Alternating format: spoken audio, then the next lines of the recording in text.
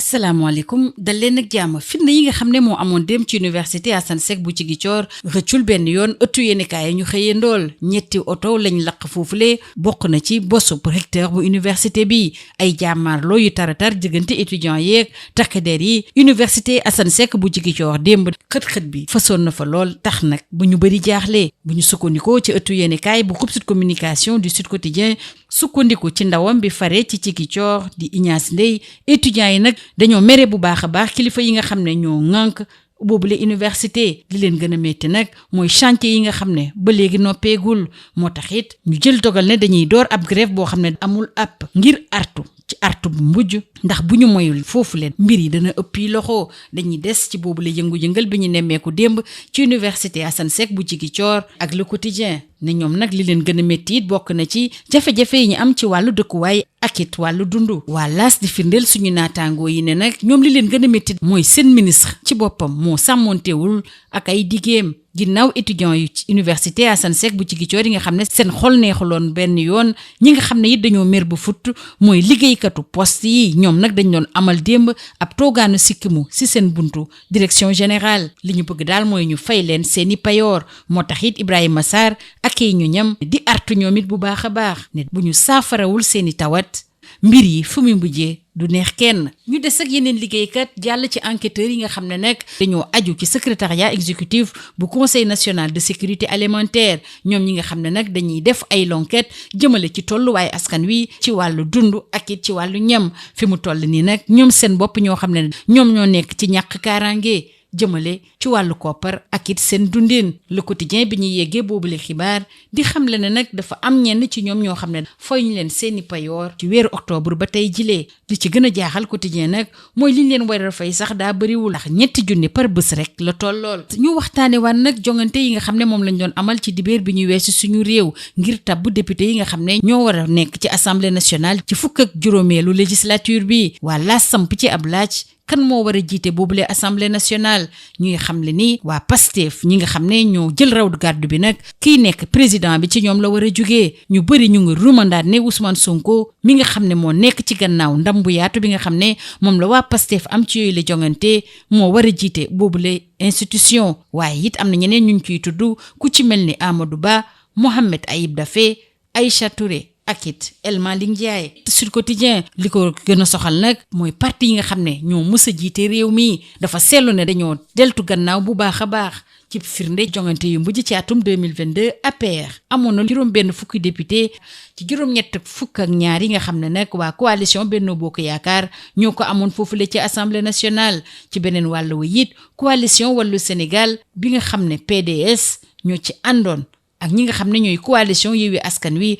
amoon na ci ñaar fukki député ak ñeent li ci doy waar mooy amatuñu lim boobule ci assemblée nationale jàpp leen ci wàllu yoon ne Moustapha Diakhaté ak Adama Gaye ñoom ñaar ñëpp ñu ngi ci loxo yoon bu ñu sukkandikoo ci ëttu yéenekaay yi ñu xëyandool bu dee Adama Gaye moom li ñu koy toppee mooy siiwal ay xibaar yoo xam ne ute naag dëgg jëmale ci mbiru Mamadou Moustapha Ba ki fi nekkoon député di Moustapha Diakhaté moom li ñu koy toppee mooy yëkkati ay kàddu yu tegginiwul jaarale ko ci xarala yu yees yi waa 24 heures ak Dakar Times du ñu yeggee jokkoo ci wàllu téléphone diggante président bu Sénégal di Bassirou Diomaye Faye ak naataangoom bi faree ci Russie di Vladimir Poutine waa Dakar Times di xamle ne boobule jokkoo nag président bu Sénégal moo ko sàqu woon ñu waxtaan ci ay ponk yu bëree bëri bu ñu sukkandikoo ci 24 heures jëmale ci wàllu jàmm tolluwaay bi ci dëkk yi nga xam ne ñoo faree ci CEDEAO ak it gën a ñoŋal suñu diggante Vladimir Poutine invité na président Bassirou Diomaye Faye mu ñëw foofule ci Russie te président bu Sénégal bi nangul na ko waa Dakar Times di ñu xamal ne président Bassirou Diomaye Faye ci ñaar fukki fan ak juróom ci weeru novembre bi ñu ne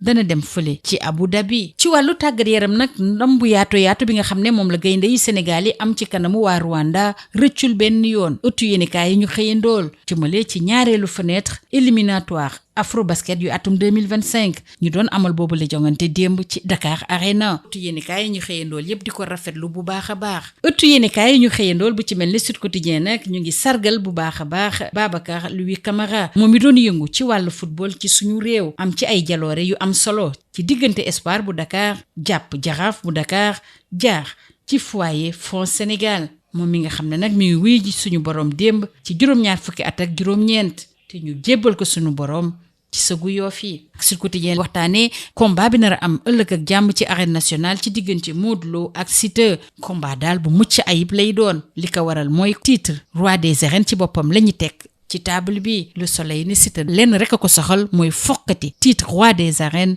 ci Modou Lo. balaa ñuy xam verdict bi ëllëg nag ñun fii la ñuy yem ci li gënoon a fës ci ëttu yéenekaay yi ñu xëyandool ñu yendoog jàmm. Bonjour, les vives tensions enregistrées à l'université Assane Seck de Ziguinchor ce vendredi n'ont pas échappé à la presse parue ce jour. 3 véhicules incendiés, dont celui du recteur de l'université, affrontement entre étudiants et forces de l'ordre. L'université Assane Seck de Ziguinchor a basculé hier vendredi dans une violence inquiétante, alerte Sud Quotidien. Les étudiants, très remontés contre les autorités, réclament l'achèvement des chantiers dans cette université. C'est une grève illimitée qui a été décrétée et ils disent tirer pour une dernière fois la sonnette d'alarme pour dire niet à la situation qui gangrène l'université depuis belle lurette. Et Ignace Ndeye de relever qu'il faut remonter très loin pour assister à un tel niveau de violence hier à l'université Assane Seck de Ziguinchor. La colère des étudiants de l'université Assane Seck est étalée dans les colonnes du quotidien. Ils dénoncent entre autres les problèmes d'hébergement et de restauration. Et dans les colonnes de l'As, à travers cette violente manifestation, les étudiants exigent le respect des engagements pris par la tutelle. Au même moment, en sit-in devant la direction générale, les travailleurs de la Poste réclament leur salaire. Ibrahim Massar et ses camarades annoncent une catastrophe sociale si leurs doléances ne sont pas prises en compte. Restons avec les travailleurs, notamment les enquêteurs qui affichent leur insécurité. D'après le quotidien, ils ont pour mission de collecter les données sur la situation alimentaire et les signes de pauvreté à travers le pays. Pourtant, ces enquêteurs affichent maintenant les difficiles conditions de leur travail et se déclarent eux-mêmes dans une situation d'insécurité financière et sociale. La dernière cohorte des enquêteurs se plaint de n'avoir pas reçu leur pécule depuis le mois d'octobre et les montants en jeu ne sont pas extraordinaires si l'on sait que chacun d'eux perçoit 15 000 francs CFA par jour, indique le quotidien. Reparlons des élections législatives du dimanche dernier au Sénégal, notamment avec la 15e législature, avec l'AS qui s'interroge qui au perchoir. Après avoir remporté la majorité des sièges en jeu à l'Assemblée nationale, le perchoir revient naturellement au PASTEF, rappelle le confrère, et déjà une folle rumeur envoie Ousmane Sonko, artisan de la victoire, à la tête de l'institution. Mais à ses côtés gravitent des personnalités telles que Amadou Ba, Mohamed Ayib Daffé, Aïcha Touré, a même d'occuper la présidence de l'hémicycle. Et le confrère de rappeler que dans les chaumières, on parle également de El Malick Ndiaye. À la suite des résultats provisoires des législatives anticipées, Sud Quotidien